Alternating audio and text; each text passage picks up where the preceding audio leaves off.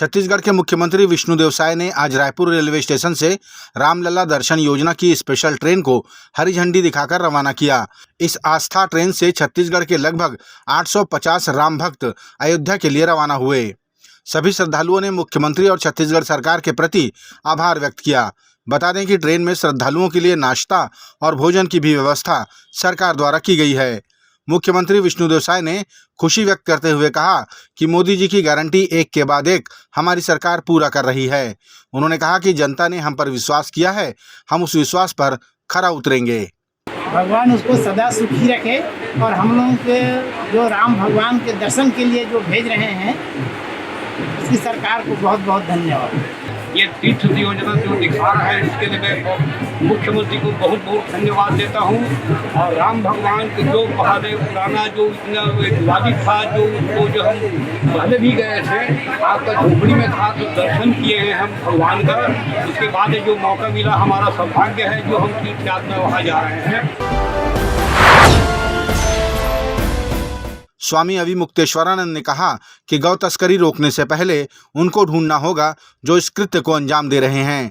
उन्होंने स्पष्ट कहा कि गौ तस्करी में नेताओं और पुलिस का हाथ होता है। उनकी मिली भगत के बिना गौ तस्करी संभव ही नहीं है।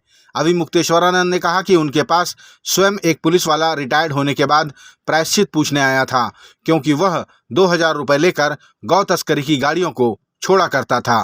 और अभी तो जब से हमने गौ हत्या का आंदोलन चलाया है, बहुत सारे लोग हमको बता रहे हैं कि सारे नेताओं की समस्या हो जाएगी महाराज जी, क्योंकि सारे नेता माने सारे का मतलब सब नहीं होता है, सारे का मतलब बहुमत होता है। और सारे का मतलब सारे पुलिस वाले, वहाँ भी सारे का मतलब सब नहीं है, सारे का मतलब बहुमत है। ये सब मिले हुए हैं, इन सबको हफ्ता जाता है।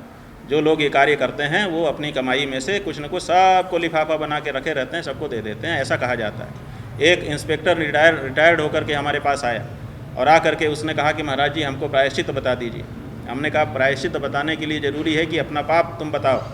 तो उसने कहा कि मैं इंस्पेक्टर था, अमुक अमुक थानों में इतने साल तक पोस्टिंग में थे और वहाँ पर गाय की जो गाड़ियाँ हैं उनको छोड़ने के लिए 2000 रुपया पर गाड़ी मैं वसूल करता था।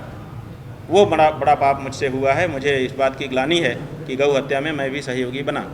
तो हमने कहा 2000 रुपया तो बहुत हो गया होगा, कितने ट्रक? उन्होंने कहा बहुत हुआ, लेकिन मैं सब मेरा ही नहीं होता था, उसमें बहुत से लोगों का, पुलिस के अधिकारियों का और नेताओं का भाग होता है।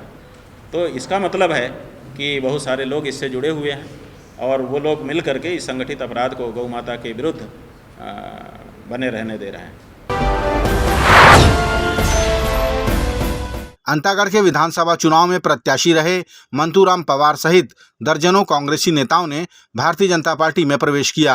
इनमें बिलासपुर जिले के पंचायत सदस्य भी शामिल हैं।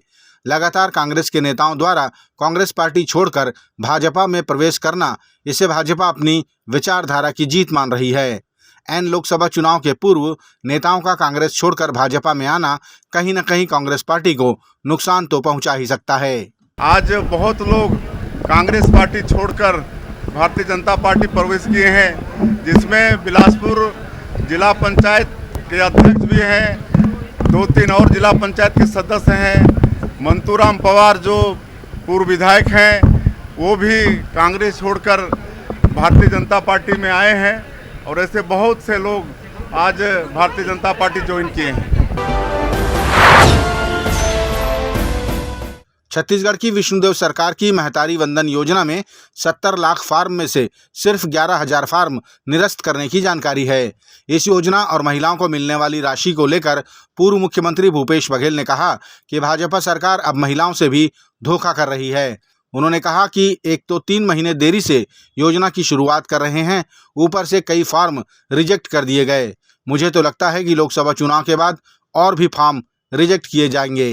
70 लाख ही क्यों भाई, 3 करोड़ जनसंख्या है और उसमें आधे जनसंख्या महिलाओं की है।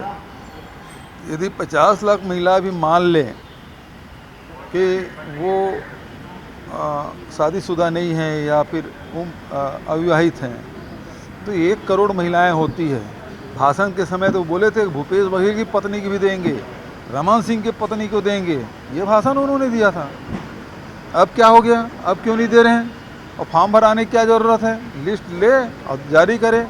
अब तो धक्का खा रहे हैं। फॉर्म भरने के लिए इतना धक्का खाए, कभी राशन कार्ड लाओ, कभी आधार कार्ड लाओ, कभी पैन कार्ड लाओ, तो कभी ये लाओ, कभी वो लाओ। इतनी परेशानियां हुई थी। अब उसके बाद लोकसभा चुनाव के बाद देखना, सत्यापन के नाम से सारे आधे से अधिक नंबर महिलाओं का नाम कट जाएगा।